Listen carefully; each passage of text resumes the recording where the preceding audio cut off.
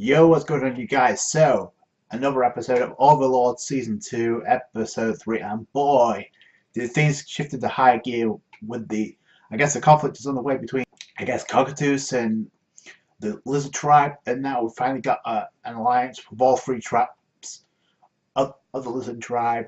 They had 4 days in which to prepare the resistance against the Great One or the Supreme One. We kind of get clarification of who that is, and it is indeed Ainz, but my question is this: is Ainz have a lot more impact in this arc, or is it just going to be Cocytus? Because there's a lot to be scratching your head around after this episode.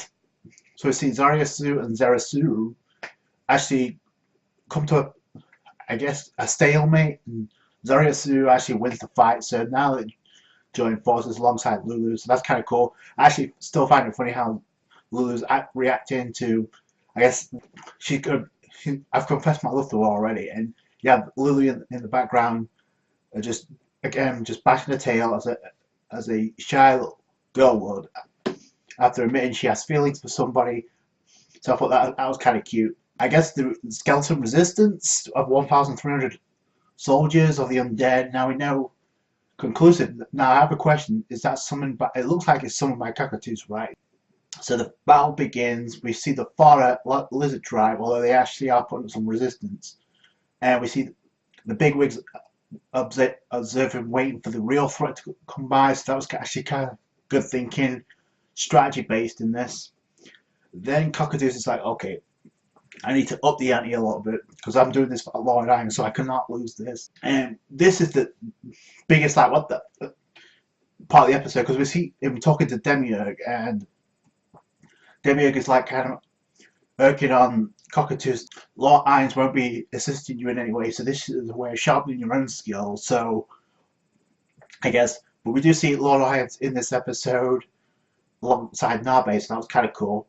Actually talking to Cocytus about this conflict, so he's aware, but I don't think he has that much involvement. We know he's in a human village nearby, so I don't think Ainz is going to be the one to actually fight these guys. Based on what we saw in the trailer, it looks like Cocytus is going to be the one to fight the Lizard Tribe. And this episode kind of makes you root for the Lizard Tribe, because why are they attacking them to begin with? So in the end, you have Cocytus kind of like praising the Lizard Tribe. So I'm like, what's going on here? So, speaking of Demiurge, I believe we actually got a brand new opening for season 2 finally, and I gotta say, really good song. The visuals, though, I hope that's not just a teaser and it actually turns out to be foreshadowing, because if so, first off, I think the opening is called Go Crazy Go, so really not catchy tune. Then we see the shot of all the Guardians of Nazarick alongside Ainz, and I hope that is not just teasing. I hope that's foreshadowing, because if that's the case, we know there's a lot of characters to come. Zashi Satsume, aka the one that's going to be actually wants to bear child with Lord Ainz, and this is why I said in the previous review that I think Alberta should be the first one to fight her one-on-one, because obviously we know how she reacts to Lord Ainz, so if she hears that, she's going to get pissed. So yeah, so I think that it makes sense, but I definitely think that's going to be later down the road in the series. I hope we get that confrontation. The visuals kind of spoil what we can expect from other parties in this season. We already got introduced to the princess and the guardian in episode 1, so I guess that's going to come full circle. And we actually get an interesting shot of Demiurge. Now this is like the biggest one, the visual of the opening, so I don't know if that's foreshadowing, but it looks like Demiurge taking on Lord Ainz in this armor mode. So if that's the case, it could be a classic case of what happened with Shaltia happened with Demiurge. I already knew he was a suspicious character to begin with, but I'm like, is he doing this by himself or somebody else controlling like Shaltia? So that's like up in the air. Be that as it may, we head back into the episode, and boy, the Lizard Tribe putting up a front. Finally, we get a summon. I'm assuming it's from Lord Ainz, because the way he was addressed by the time he was defeated, it's like, oh, Lord Ainz. So did Lord Ainz summon that, or was it Cocytus? I think it was Cocytus, but let me know in the comments what you guys think. So anyway, here comes Zaryasu and company alongside Lulu and Zerasu. That was kind of cool. They're up. And yes, you have Roro, the four-headed serpent, the beast that actually is with Zaryasu, actually launches a distraction and actually tanks most of the hits from the skeleton, and actually is able to summon fireballs style jutsus. So that's kind of cool. He tanks the hit, so Zoryasu comes in, and it doesn't take long for the skeleton to actually get the upper because of the magic. And Lulu actually points out that he can actually activate magic within a 100-meter radius. Obviously, Lulu's well versed in magic and healing, so obviously that comes in handy. But she also brings herself as a target. She actually gets electrocuted because the skeleton's actually put up some electrical attacks, so that's kind of neat.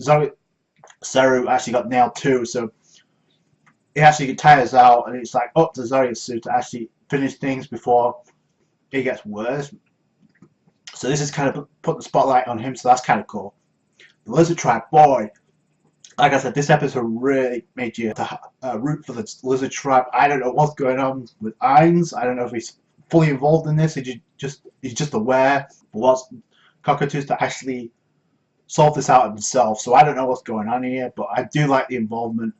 I definitely think it adds a level of intrigue for what's to come next. But then Zoryasu actually gets choked. It looks like he's about to die, but he's thinking about all the people on the battlefield that's actually led him to this point. He gets nailed, and I guess the resistance of Zoryasu actually catches him by surprise. He stabs him in the eye socket, which is insane. And then for the final attack, he just smashes the sword into the eye socket, and that's it for the skeleton. So that was kind of cool.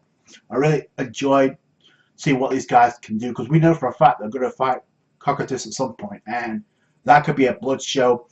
We see the doll that's actually talking to Cocytus in the episode.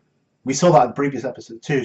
In the opening, she's actually looks like she's kicking ass. So I want to see what these guys can do. Like I said in the previous review, I want to see Alberta against Seshi Setsume one-on-one. I think that'd be an interesting fight personally. But we do see a Shaltia standing beside them in the opening. Like I said, I hope that's not just teasing. I hope that's foreshadowing of what's to come with the upcoming threat. That's just me personally. Want to see what these guys can do. We know what Nabe can do. She took 2 dragons out with lightning like it was nothing in season 1. So I hope we can see what she do going all out. So that'd be kind of cool. We know what Ainz can do, obviously, most OP character in the series, but we know he has limitations too. So that could be an interesting factor. Plus, like I said in the opening, if visuals are anything to go by foreshadowing, then Demiurge is going to be a major character in the series. So I can't wait to see where that goes. Obviously, I enjoyed this episode. Shout out to the Lizard Tribe for I guess, and technically speaking, that would mean Cocytus suffered an L. So that's kind of cool. So can't wait to see what happens next. That's it from me. Thank you so much for watching. Like this review if you did appreciate that. Subscribe to the channel for more Overlord. Obviously, I'm going to be doing this on a weekly basis. Catch you guys later. Bye.